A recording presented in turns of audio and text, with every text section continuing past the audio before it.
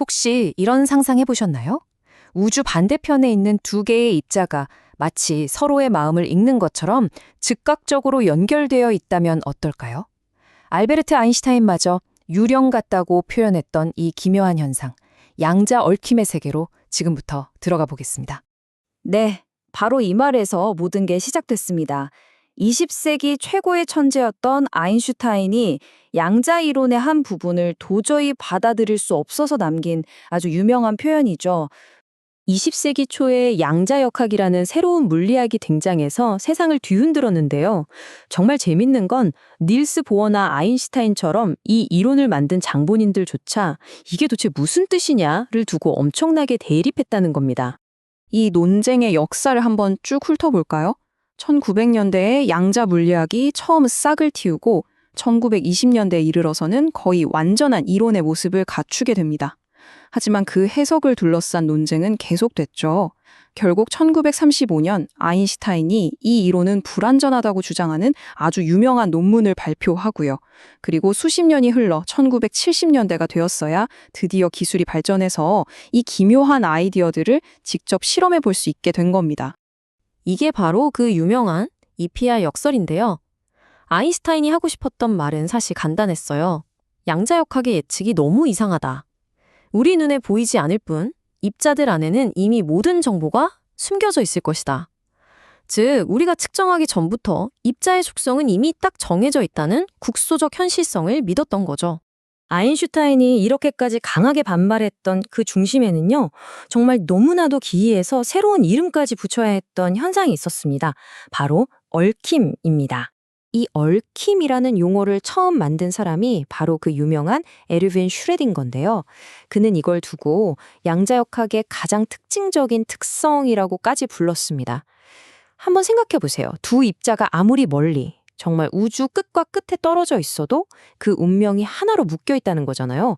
정말 기묘하죠? 자, 이 차이가 정말 중요합니다. 장갑의 경우로 한번 생각해 볼게요. 우리가 상자를 열기 전부터 어떤 게 오른손 장갑이고 어떤 게 왼손 장갑인지는 이미 정해져 있어요. 그렇죠? 우리는 그냥 확인만 하는 거고요. 하지만 얽혀있는 광자는 완전히 다릅니다. 양자역학에 따르면 우리가 측정하는 그 순간까지는 속성이랄 게 아예 정해져 있지 않은 상태예요. 그러다가 한쪽을 딱 측정하는 순간 다른 쪽의 성태가 그 즉시 빛보다도 빠르게 결정된다는 겁니다. 바로 이 지점, 이 유령 같은 연결을 아인슈타인은 도저히 받아들일 수가 없었던 거죠. 이렇게 수십 년 동안 이 논쟁은 그저 내 생각이 맞냐, 내 생각이 맞냐 하는 철학 싸움에 머물러 있었어요. 실험으로 증명할 방법이 없었거든요. 그런데 한 천재 물리학자가 나타나서 이 판을 완전히 뒤집어 버립니다. 존 벨이라는 사람이었는데요. 이 사람이 뭘 했냐면, 좋아? 만약 아인슈타인 말대로 숨겨진 정보가 있다면 절대 나올 수 없는 실험 결과가 있을 거야. 반대로 양자역학에 맞다면 그 결과가 나와야만 해. 이런 식의 명확한 수학적 테스트를 만들어낸 거예요. 이제 이건 더 이상 말싸움이 아니게 된 거죠. 직접 실험을 해서 우주가 정말 아인슈타인이 말한 대로 상식적인지 아니면 양자역학이 말하는 대로 유령 같은지 확인만 하면 되는 상황이 된 겁니다. 그리고 이 그래프를 보시면 존 벨의 업적이 얼마나 대단했는지 한눈에 알 수 있습니다. 보세요. 수십 년간 거의 아무도 거들떠보지 않던 이 논문이 벨의 정리가 나온 이후로 갑자기 주목받기 시작하더니 2000년대 들어서는 그 인용 횟수가 말 그대로 폭발합니다. 왜냐하면 과학자들이 깨달은 거예요. 아, 이 얽힘이라는 게 그냥 이상한 현상이 아니구나. 이걸 잘만 이용하면 엄청난 걸 할 수 있겠다. 바로 새로운 기술을 위한 어마어마한 자원이라는 걸 알게 된 거죠. 자, 얽힘이 진짜라는 걸 알았으니 이제 과학자들은 다음 질문으로 넘어갑니다. 그래서 이걸로 뭘 할 수 있는데? 그리고 그 대답은 정말 공상과학 영화에서나 나올 법한 이야기였죠. 이게 바로 양자 순간이동의 원리입니다. 복잡해 보이지만 핵심은 간단해요. 먼저 얽혀있는 입자 한 쌍을 준비하고요. 내가 보내고 싶은 원본 입자랑 얽힌 쌍 중 하나를 함께 측정합니다. 그 측정 결과, 그러니까 그냥 몇 비트짜리 고전적인 정보를 전화나 이메일로 목적지에 알려주는 거예요. 그럼 목적지에서는 그 정보를 받아서 남아있던 다른 얽힌 입자에 살짝 조작을 가해주기만 하면 짜잔! 원본 입자의 상태가 그대로 복원되는 겁니다. 물질이 이동하는 게 아니라 그 입자를 정의하는 모든 정보가 완벽하게 복제되는 거죠. 이게 그냥 책상 위 실험에서 끝난 게 아닙니다. 과학자들은 스케일을 점점 키워나갔어요.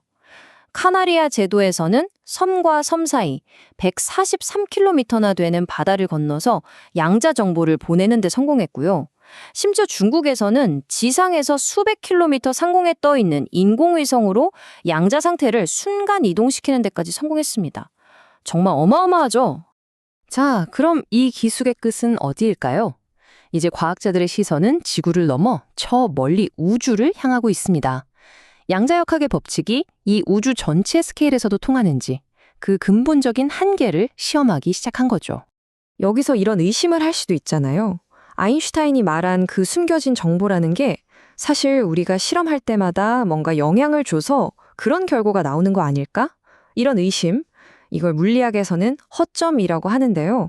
이 허점을 막기 위해서 과학자들이 정말 기상천외한 방법을 씁니다. 무려 122억 년 전에 출별한 빛, 그러니까 태초에 우주에서 날아온 퀘이사의 빛을 이용해서 실험 설정을 실시간으로 결정한 거예요. 이렇게 하면 지구상의 그 어떤 것도 이 결정에 미리 개입하는 게 불가능해지죠. 결과는 어땠을까요? 놀랍게도 우주 태초의 빛으로 실험 설정을 무작위로 결정했는데도 양자역학의 예측은 조금도 틀리지 않았습니다. 그 유령 같은 연결은 여전히 존재했어요. 이 실험을 통해 양자 얽힘은 우리가 아직 모르는 무언가 때문에 생기는 현상이 아니라 이 우주를 구성하는 아주 근본적인 규칙이라는 게 거의 확실해졌습니다. 그리고 이 기술은 이제 양자 인터넷이라는 거대한 미래를 향한 첫걸음이 되고 있습니다. 묵자오 위성 프로젝트를 통해 중국과 유럽 대륙을 넘어서 광자를 얽히게 하는데 성공했고요. 이걸 이용해서 세계 최초로 대륙 간 양자 암호 화상 통화까지 마쳤습니다. 앞으로는 이런 위성들을 더 많이 띄워서 지상의 광 케이블 망이랑 연결하겠다는 거죠.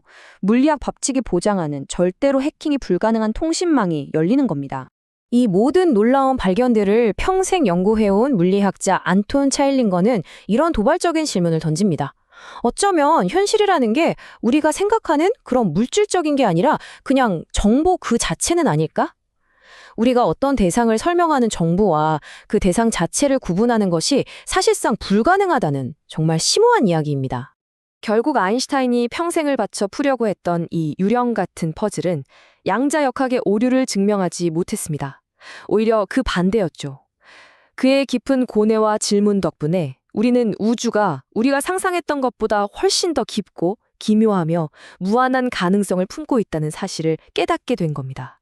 그의 생각을 알고 싶어 했던 그 질문이 우리를 새로운 현실의 문턱으로 이끈 셈이죠.